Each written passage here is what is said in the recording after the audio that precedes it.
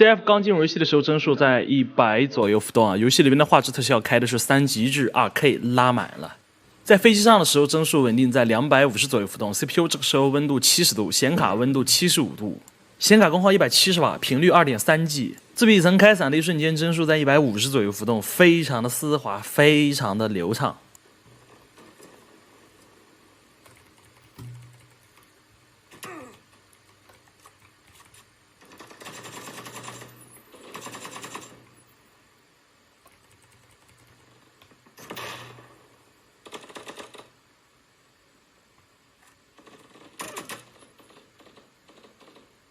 游戏操作体验感非常好，游戏体验非常差。战地5游戏里边画质特效开的都是最高，分辨率也是2K。刚进入游戏的时候，帧数稳定在130左右浮动。CPU 这个时候温度78度，显卡温度73度。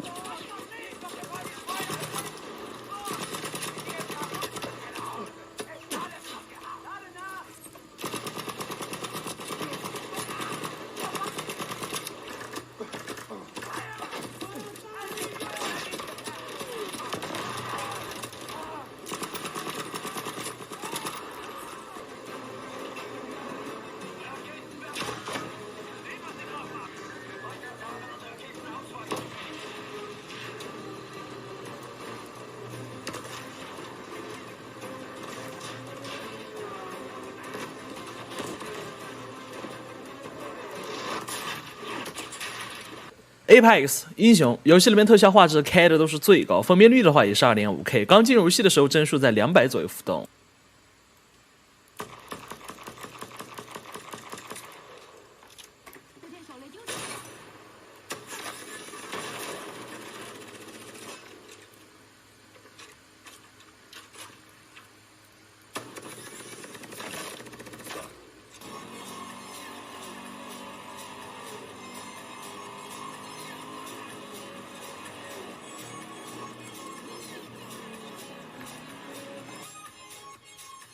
地平线5游戏里边特效画质2K 全高 ，DLSS 放在了质量模式上。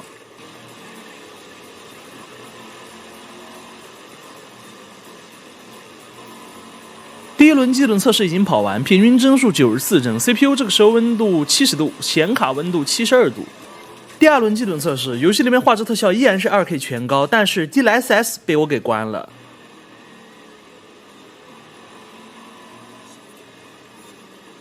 关了 DLSS 过后，帧数只比刚刚低了2帧，那我觉得没必要开了。荒野大表哥游戏里边的分辨率依然是2.5K， 画质特效已经手动拉到最高。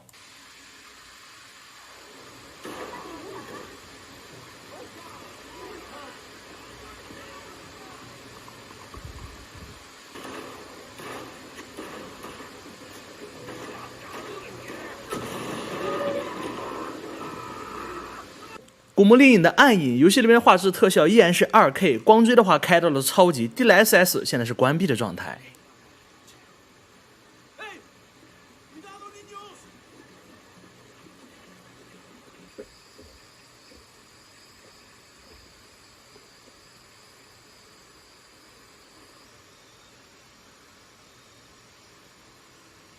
第二轮基准测试，其他东西都不变，还是2K 全高光追。然后我们把 DLSS 开到了质量模式上。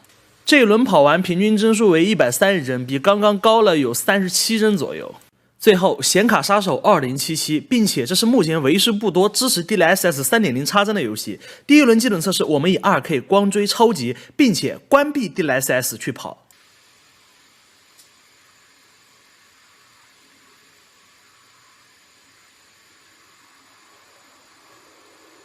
这屌游戏看的就是你显卡的性能，你显卡性能越好，你的帧数就会越高。第一轮基准测试已经跑完了，平均帧数为35.9帧。第二轮基准测试，现在我们依然是2K 光追超级，但是我们把 DLSS 3.0 这个东西给打开了。现在我们把 DLSS 3.0 放在了质量模式上，再来跑一轮看看。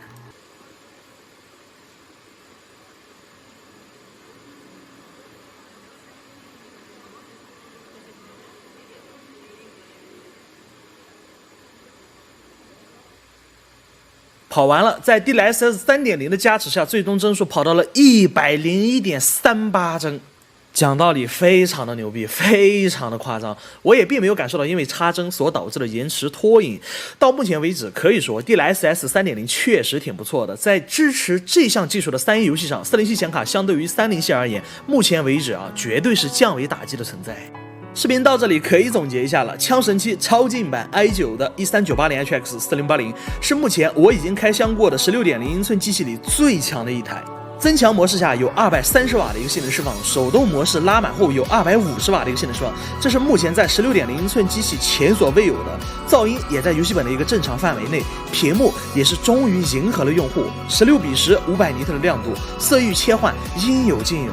虽然这是目前开箱的第一台407笔记本，但目前的表现可以说它暂时是目前最完美的16寸游戏本，在我开箱过的所有16.0寸游戏本中。